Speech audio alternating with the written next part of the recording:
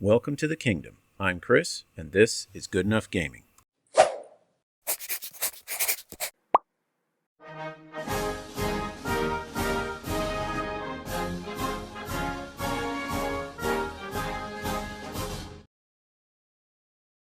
Howdy folks, and welcome to this video where we're going to take a look at the other half of the final release of the 3.5 update.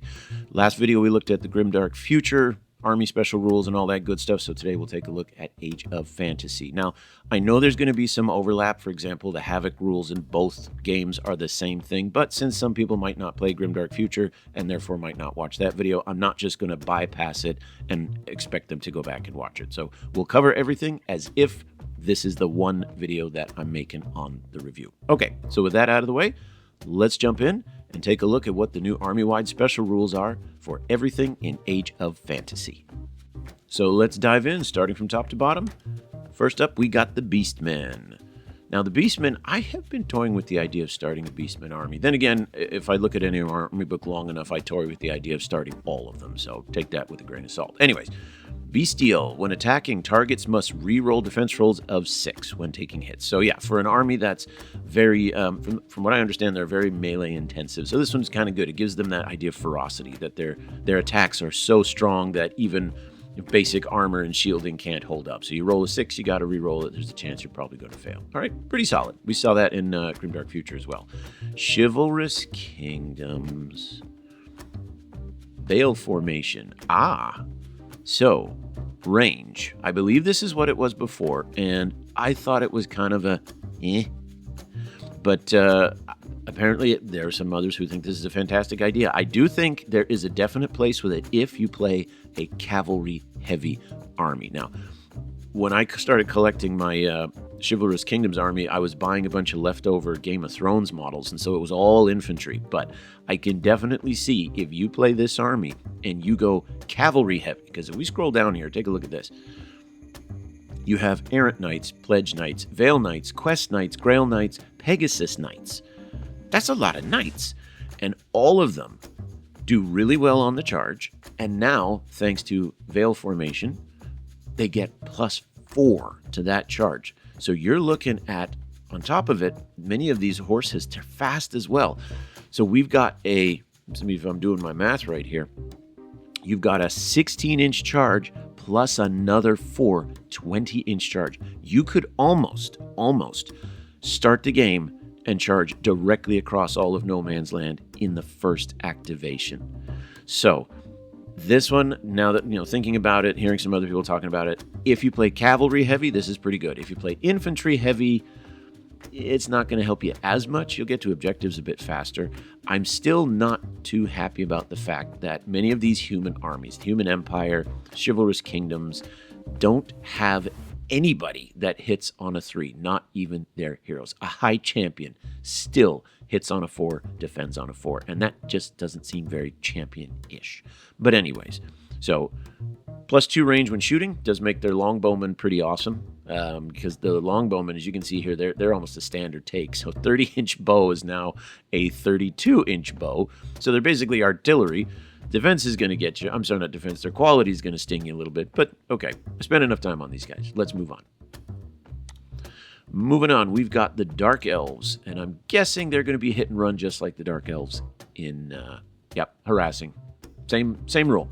After the models, after they shoot or being in melee, they can move.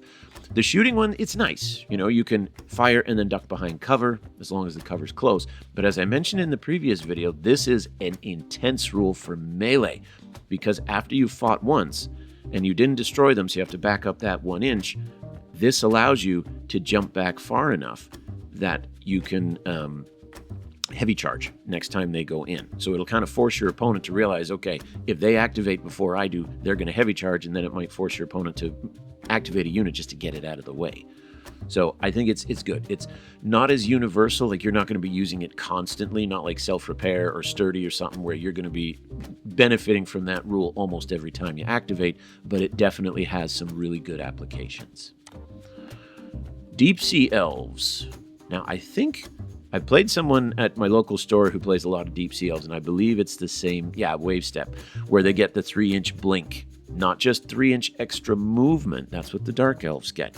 But this is that 3-inch blink where before you activate or before you start moving it, you can put them anywhere. They can cross over terrain. They can warp through walls. They can make anywhere. So they got Striders, so it's not going to be that big of a deal. Some of the armies in Grimdark Future really benefit because it allows you to not need Strider. You know, you can blink outside of difficult terrain, across a river, through a wall, and then go. But when I played these on the tabletop against these, the Sea Elves here, they were fast. They could get anywhere on the table every turn. So if it's a mission that is really, really based on board control, seizing objectives, speedy movement, these guys absolutely dominate. The downside, they don't have a lot of AP in their weapons. Just looking at what you can see on the screen already, this is the only unit that has, well, this one does too, but no AP. So they're fast, but they're weak when it comes to attacking. So you have to be careful how you play them. Okay, next up, the Duchies of Vinci, one of the flagship armies of OPR, one of their original creations. What do they get? Vinci Tech. When this unit is activated, pick one effect. They either get +1 AP or +1 to hit when attacking. Not just shooting, not just melee, but both. So I don't, what is this called? Versatile Attack, I think is what it's called in Grimdark Future. This is a fantastic rule because not only is it something you're going to use every single turn, unlike others where, you know, like I said with the Dark Elves, where you only get to use it after you shoot or attack or something like that. But here, every single turn, you're going to be using this, and you even get a choice. So I think this is a fantastic rule. This is going to make Vinci very strong. My Dwarves, I'm guessing it's sturdy. Don't change what isn't broken. Yep, there it is. So when they're attacked from over 9 inches away, it's +1 to defense rolls. Now, I'm going to point out something interesting here. This may be me just being picky, but I think it's more than this. If you look at the way this sentence is worded, when units where all models have this rule are shot or charged from over 9 inches away, they get +1 to defense rolls.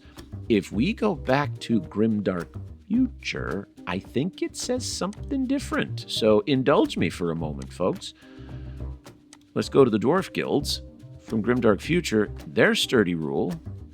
No, that's the same one. Where was it? Somewhere I saw it where the rule said if they are shot from over 9 inches away or charged, or charged, they get +1 to defense rolls. So I can't remember what it was, but it was in there. So if any of you know, please put it down in the comments because that's a significant difference. This means, the way this is written, if you charge the dwarves from within 9 inches, they don't get sturdy. Whereas that other one meant no matter what, they get sturdy.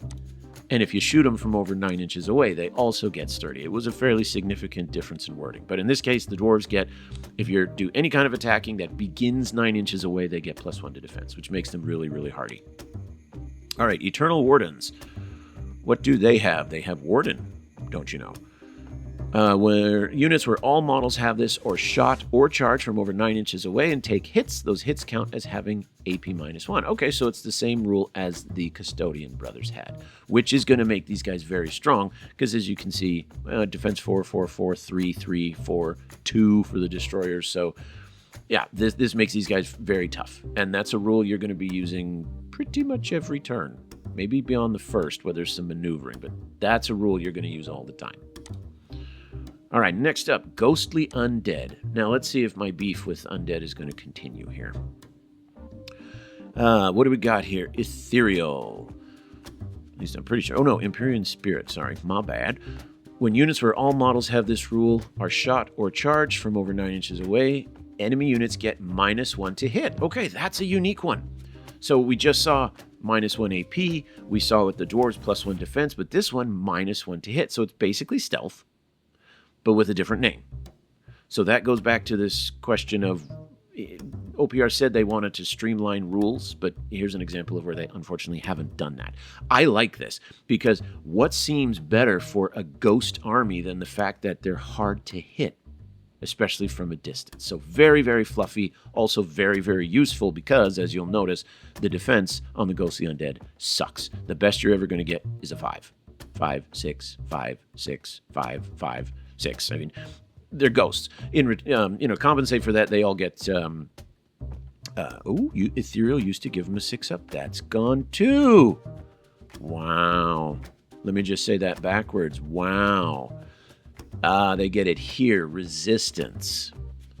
So, Ethereal in previous editions used to be the 6-up ignore wounds, and I think it was something else. I don't recall. I'm sorry. But now they get resistance. So, basically, what you've got here is the ghostly undead have 2 chances to basically roll a 5 or a 6. For these guys, they roll a 5, and then he doesn't have resistance. Interesting. All right. Once again, taking too long on one guy. Let's move on. But I like it. I like the idea that the ghosts are harder to hit. That just makes sense. Okay. Next up, the giants. First game, I uploaded 2 games with giants, and I guess I overdid it. The first game did really well. Second game, I guess you all had giant fatigue. Okay, immovable. If a unit is shaken at the beginning of the round, roll a die on a 4 plus it stops being shaken. Yeah, that's very giant-y. The idea that they're not easily shaken by weapons from mere short people. This makes them very, very difficult to take out using the morale. Golly, learn how to speak. Using the morale function. I know one way to take out big monsters that have lots and lots of wounds is just to get them below half and then get them to fail morale and flee. They used to all have fearless, though. So instead, now they have unmovable. So it's not as difficult to shake a giant. They only got a quality 4. But if it does shake, it more easily recovers. That does mean, however, that it'll be easier to kill a giant in melee. This guy, for example, this half giant, you only have to do 5 wounds to it. And then if you can get it to fail its morale test in melee on a quality 4, that's 50-50 chance. So the giants actually got a little bit easier to kill by removing fearless. So unmovable, it's good. It's fluffy. It's good. It's more situational. You're not going to be using that every turn. Next up, the goblins. Goblins, what do they have here? Mischievous. Well, that's just fun by itself. When attacking, targets must re-roll unmodified defense roll of 6s when blocking hits. Okay, so poison, not poison. This was the same one that the Beastmen had. So, see, this is where we run into, again, if I look at just the Beastmen, yeah, ferocity means that their attacks are really strong, and so 6s to save don't work. And then here, the goblins are mischievous. They sneak around, they, shank you in the joints of your armor, so 6s to save have to be re-rolled. But then you step back and you're like, it's the same rule for both.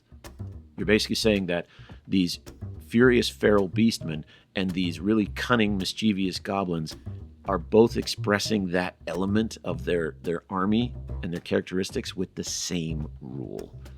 So, yeah, it's an effective rule, but we're losing some of the fluff here. Next up, the halflings. This is an army I have yet to see on the table. I've never played it. No one I've played against has played it, but I think it'd be fun to play these. It'd be just this massive army of hobbits and halflings. Okay, they got lucky. When attacking, 6s deal 1 extra hit. So it's like devout. Right? That's really good. And I suppose, it makes sense. You look at quality 6, quality 5, quality 5. The veterans are quality 4. So this is an army that really needs something to make them. Even their champions, too, are no better than humans. Which, we've already talked about. So, okay, by itself, that rule's really good. And I like the name of it, Lucky, because that fits. If you were to, I don't know how else you'd describe it to make a rule like this fit with halfling. So Lucky works. Havoc dwarves. Do they get sturdy as well? No, they get Havoc bound. Okay, interesting. So they get the same benefit as all the Havoc armies. When you shoot or charge... here's where I saw it. Okay, so for those of you who put it in the comments, thank you, but here's where I was looking at it. So when this model shoots at enemies over 9 inches away, or when it charges, its weapons get AP +1. So this means that if these Havoc are only that 1 inch away and charge in, they still get the benefit. Whereas Sturdy, you only get it if the enemy charges from over 9 inches away. I can see the difference. One's on offense, the other's on defense, but I can also, I know I'm going to get confused by these. So anybody else? Okay, so that's really interesting because these are dwarves, but yeah, they don't have sturdy. Instead, they're more aggressive. So okay, we'll see it. The regular dwarves, are harder to kill. The Havoc dwarves do killing better. So that's an interesting kind of a change there. All right, let us scroll down to the next batch. Havoc warriors. So I'm guessing, in fact, I looked before, they're the exact same ones. So for Havoc warriors, we just saw that with the Havoc dwarves. Right, same thing. If you shoot over 9 inches away or anytime it charges, you get AP +1. So this makes the Havoc armies very, very aggressive on the attack. You want to make sure you don't get charged, that you do the charging. Change disciples, this hasn't changed. How ironic. The change hasn't changed. They get -1 to hit over 9 inches away. So it's the same as that the other army that we looked at. The Lustbound, I believe they're next. They're faster. So down here, Lustbound, move 1 inch when advanced, which is kind of like winning 10 cents in the lottery. I mean, it'll be good occasionally, but 3 extra inches when charging. So these guys charge 15 inches base. And if you get fast units, which I'm sure there's a few of them. Here we go. Their hounds are fast. Their horsemen are fast. Their riders are fast. Their knights are fast. Chariots are fast. Okay, so they've got a lot of fast, and that's going to add an extra 4 inches. So a 19-inch charge. Interestingly enough, they're not as good as the Chivalrous Kingdoms.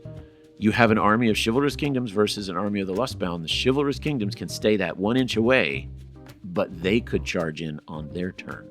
So, I don't know. What do you guys think about that? Did Lust get kind of cheated here or not? Because they get +1 when they advance, whereas Chivalrous Kingdoms got +3 to range, which means, again, if you're playing Lust against Chivalrous Kingdoms, not only are they going to shoot you to death before you get to them, it's going to take you 2 turns to get within range to charge, whereas the Chivalrous Kingdoms could actually charge you much sooner. So does this mean that this is kind of a weaker rule? Next up is Plague Disciples, and this is the 6 up to ignore wounds. Plague Bound, yep. When you take a wound, roll a die. For each 6+ it's ignored. Nice and very easy, very, very effective, makes them very strong. Because if you can stack regen on that, it's almost impossible to move them. And War Disciples, this is the ones to defend, do extra damage, Warbound. So yeah, ferocious kind of attack. Could you imagine if you could combine some of this? So you could have a unit that it hit. If you rolled a 6, you had to re-roll it. If you rolled a 1, it took double damage. Now we're starting to get a little crazy here. So let's just move on. High Elves. I think this was one of the armies I felt kind of meh about last time. So Highborn, 2 inch when advance and 2 inch when using rush or charge. So if we look at this in comparison to the Lustbound, basically they're being given 4+ inches total. With the Lustbound, they advance slower, but they charge faster. Here, with the High Elves, they advance faster, but they charge a little bit slower. But still, your basic units now can move 8 inches and then charge 14 inches. And if any of them have fast, like Cavalry or Chariots, they're going up to 18. So we're going to have, not to sound weird, inches are going to matter quite a bit here because there's not as much shooting in fantasy. There's a lot more melee combat. So now when people are moving their models, you're going to want to be a bit more precise and specific as to where exactly you're stopping. Because we've now got between 3 armies here, one that can charge at 18 inches, one that can charge at 19 inches, and one that can charge at 20 inches. So make sure when you're playing with someone, you communicate. My intention is for them to be stopping 1 inch outside of your charge range. Because if you just put them in your mind, you're like, yeah, that's 1 inch outside. And then they manage to measure it and find, well, it's close enough. You can see where I'm going with this. So a lot of maneuver. Human Empire. This is the morale one, isn't it? Isn't it? Yeah, hold the line. It's even the same rule as the Human Defense Force. And I think it's just as meh. This is really sad because just go take a look at these up here. I love the look of some of these models here. This would be so much fun to play a unit of these pirate-themed nautical, themed humans. I think it'd be a lot of fun, but I just don't see +1 to morale doing much except delaying your destruction. Because as I mentioned in the previous video, okay, let's take, for example, where's infantryman right here, basic infantry unit. So a unit of 10, that's the only thing they have, hold the line. With a quality 5, defense 5, what are you really benefiting from when 6 of your guys get shot and you take the test and now you have a 50-50 chance of passing it? If you fail it, they're shaken. Oh well, they can last stand and they're still almost as good as they were before. And if they pass the test, great. You've now got 4 guys who are quality 5, defense 5. It's only any good if you're desperate to hold an objective. So someone please tell me what I'm missing here, but I just see +1 to morale as really like getting toothpaste for Christmas. You know, it's just, yeah, it's a gift. Yeah, you got something. You most definitely wanted something else.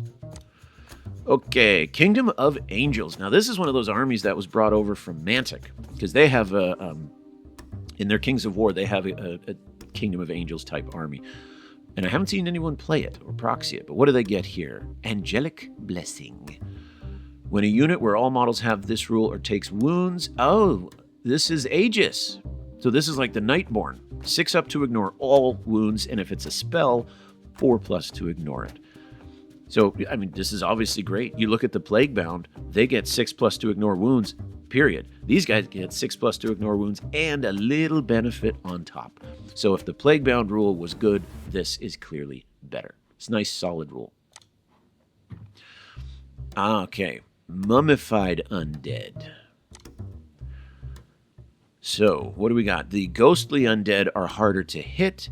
The Mummified Undead, Royal Legion. They get +3 range when shooting and +3 range when charging. It's the same thing as the Chivalrous Kingdoms? That seems a little odd. I'm trying to picture the lore-wise. Maybe it's the idea because they're used to being in the sand that they can move faster through it. I mean, they do have some units that are like snakes and stuff that can move through the sand. But okay, +3 in range. That'll help with your artillery. They do have a unit of skeleton archers. One unit that this will be amazing for is if anyone plays Mummified Undead, the statues and the... Where are they? Where are they? Maybe I am thinking the statues. The Ushabti, basically. Skeleton. Oh yeah, giant. So the guardian statues. I was thinking the skeleton giant. These guardian statues, little peek over here. Look at this, the line for their great bow. 24 inches, 3 attacks, AP 1. Now with this rule, that's almost 30 inches. And the quality, these guys hit on a 3. So that's good. I don't see this rule doing a whole lot for much else. Like some of the units, the snake men will be good. Basically, I'm just speaking my train of thought here. What this rule has done is guarantee that a lot of Mummified Undead armies are going to look the same. Because some of these rules, I mean, what does this do for mummies? They're faster. Yay. I mean, they already have slow, so basically this rule will just counter it, and now they can move an extra inch. So what? Quality 5, defense 6, they're not that good. So what you're going to see is to get the most out of this army rule, you're going to have to take very specific units, which means, unfortunately, a lot of Mummified Undead armies are going to look identical. That's just what I'm thinking. Could be wrong. Like I said, I'm not an expert here. Ogres. What do they get? Destroyer. Enemies that roll to block hits take 1 extra wound for each modified result of 1. All right, so yeah. They hit so hard that even if you manage to block with your shield, they'll shatter it. They'll cut right through your armor. Very, very fluffy for the army and very, very effective. So no matter what they go against, this is a great rule when you go up against like Defense 2 or Defense 3, really, really tough armies, because you're looking for that one anyways, and now when you get it, it's double good, double plus good. Where are we going on to your Orcs? I believe this is the same as the Orcs in Grimdark. Yep, ferocious. Same rule. 6s deal 1 extra hit. It's great. It's fluffy. It's useful. Although I did play an Orc game earlier this week, and I got tabled. By turn 3, I was completely tabled. So they didn't do quite as well as I'd hoped. But still, there's nothing wrong with the rule. It's probably my listed tactics. Ossified Undead. All right, let's see what the third Undead get. We have -1 to hit. We have Speedy Undead in the desert. What do we got here? Ossified, where they have this rule: if they are shot or charged from over 9 inches away, those hits lose AP. Okay, very fluffy. You're shooting arrows at skeletons, it's not going to do as much. I know in D&D, though, if you use crushing or something against a skeleton, it does more, but it makes sense. I can see that OPR didn't want to make all 4 of the undead armies the same, but at the same time, why not? Why not give each of them the 6 up to ignore wounds and then give them something unique on top? A little bit of extra speed, -1 to AP, you know, that would be playing a bit of favor getting 2 rules, but still. So that one's pretty good. Ratmen. What do they got? Scurry. +2 to advance, +2 to rush and charge. Right? So they're fast. They're speedy. They scurry. It works. Movement. I haven't played the Ratmen yet, so I don't know how effective this is in terms of their units. Usually movement's good all around, but that's a ranged unit. That's a ranged unit. They have a lot of ranged units. Do they have a lot of ranged units, or am I just focusing? Yeah, snipers. So, I wonder if this might be like Mummified Undead, where it kind of encourages you to take specific models or units over others in order to benefit more from that rule. We'll see. Next up, we have the Rift Demons, and this one I am going to skip because these are identical to what Havoc had. It's just applied to demons, and it's the same one as the Wormhole Demons, so we'll save some time. Saurians, again, I think they're the same as with Grimdark Future. Primal. I think it's a different name. But anyways, for each unmodified roll of 6, they can roll an extra attack. Now, I've always wondered the thought process here. Why do these guys on a 6 to hit get to roll another attack that has potentially a 50-50 chance of missing? This guy, it's 3+, but most of their basic troops, you can see here, 4+, 5+, chameleons 5+. So it's not as good. You get an extra attack, but there's a pretty good chance it'll miss, whereas some of these other armies on a 6, they auto-hit. Why didn't these get that? What do we got next here? The Shadow Stalkers. I've only played one game against these. They're really cool looking models, but what do they get for rules? Shadowborn. Enemies get -4 to range when trying to shoot, and -2 when trying to charge. Interesting. This is a unique rule. I don't think there was anything like this even in Grimdark Future. Then again, I'm getting old, so I can't remember everything. But here's a great example of a rule that fits the lore. Since they're always in the shadows, they're hard to identify, to pin down in order to shoot at or charge, and nobody else has this rule. It's unique. So good on OPR for coming up with something like this. Why not do this for every army? Personally, this is just me, no 2 armies should have the same army-wide rule, because then it's not an army special rule. Now you're sharing it with somebody else. Find a way to make it more unique. It was done for the ghostly undead, or for all the undead. They each have something that is fluffy but different. All right, coming down to the last row, Sky City Dwarves. Now this one, my initial impression when I heard about this was that's incredibly stupid. And here's why. So, Buccaneer. When this model shoots at enemies over 9 inches away, it gets +1 to hit. Now that's like the Tao Union. That is an amazing rule, except for one massive problem. In the Tao Union, most of their guns have 24 to 30 inch range. So you're going to be shooting at stuff at +1 all day long. If you'll notice here, though, the Sky Dwarves have 12-inch guns. Ooh, we'll get to that in a second. 12-inch guns. Here's 24, so that works. These guys don't even have guns. 12-inch guns, 12-inch guns, 12-inch guns. And even if we go down to the ships, their default weapon are these 12-inch deck guns. They really nerfed the ships. I was looking through it this morning before I decided to sit down and do the video. I'm disappointed. But anyways, so basically you have a 3-inch window to use this army special rule, which is awful. You've taken an amazing special rule and completely neutered it. Now, they did do one thing to change. I have to mention this in fairness. For example, if you select the crew and we come down here and look at fine-tuned weapons, you can give them an extra 4-inch range with shooting or 2-inch range with charging, and you get to pick. So, okay, now they have 16-inch guns that get a benefit over 9. So that's a little better.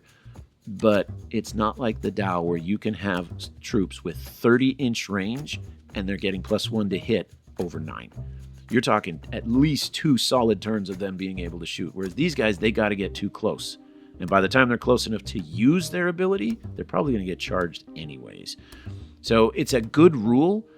I just don't know if these guys, this army, is going to be able to make the most of it. And I think I may do like army showcases or reviews and go over each of the books, because I'm really disappointed with what happened to these ships. Proof that these ships got neutered hardcore. Look at the point values. The Ironclad, 325 points. That's it. That tells me this is, it's a mid-sized vehicle. But anyways, that's not what we're here to look at. Vampiric Undead. Let's see how the last Undead made out. What did they get? Cursed Undead. 6-up Ignore. So we got the ghosts who are harder to hit. We have the mummies who are fast, and just let that sink in. We've got the ossified undead who are tougher. And then we've got the vampiric undead who can ignore wounds. So that's an example of what I mean, where you have all of these special rules that reflect the lore, but they're different. You could have just said the rule was undead, 6s ignore wounds. You could have done that. So kudos to them for trying to break it up. But if they managed to break it up for 4 different undead factions, why did they reuse it in other places? But I repeat myself. Okay, moving on. The Volcanic Dwarves. Another army that I really enjoy. What do we got here? Drake Sworn. When it's deployed, it may be placed anywhere within 9. So it gets Scout, basically. A diminished form of Scout. The whole army gets it, which is useful because the whole army's slow. So you get a bit of a head start. It'll help you grab objectives faster. Your whole battle line now gets to move up. So that could be useful. But the downside, and I mentioned this when I did the video about beta, when it was still in beta, this is a one-shot ability. You get to use this army-wide rule at the start of the game, and then it's gone. Whereas everybody else's rules you get to use over and over and over throughout the game. At the same time, I understand why you couldn't give the dwarves here, you couldn't give them like the 3-inch blink or something like that. That just wasn't going to work. And last but not least, we've got the wood elves. I'm guessing something with speed, maybe? Wild Veil. Enemies get -4 when... Oh, no. After everything I said about the Shadow Stalkers getting a unique rule that matched their fluff, the Wood Elves get the exact same thing. I can see how it works. If you're hiding in the trees, you're taking cover in the trees. When people try and attack you in the forest, you're in your element so that you're harder to spot. You blend in with the foliage. Just like with the Shadow Stalkers, the rule makes sense. It matches the lore and the aesthetic of the army, but it's shared. And it's not just shared, it's shared between one army that's like evil. I don't know if maybe evil, but the Shadow Stalkers, they're meant to be the things of nightmares. And then they're also shared by the tree folk. So that's one of my biggest complaints. And I know I want to recognize all of the effort that OPR did to do this and to get feedback from the players on what they think of these rules. That's something big game companies don't do.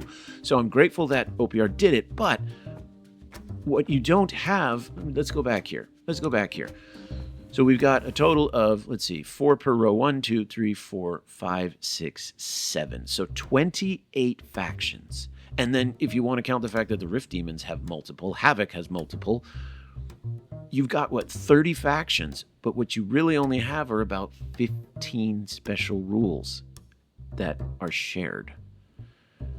And if you get really picky, which I agree this can be unfair, but if we compare Grimdark Future and Age of Fantasy, you're double dipping there as well. So rather than every army feeling totally unique, you have this general aesthetic. This army is supposed to feel punchy. This army is supposed to feel stoic, or this army is supposed to feel sturdy. This army is supposed to be quick. And so now instead of having 28 unique factions, you more have like a half dozen, 6, 7 of like archetype factions. And within those, you then have the details of the aesthetic. So you start with army, then you move to archetype army, then you move on to aesthetic.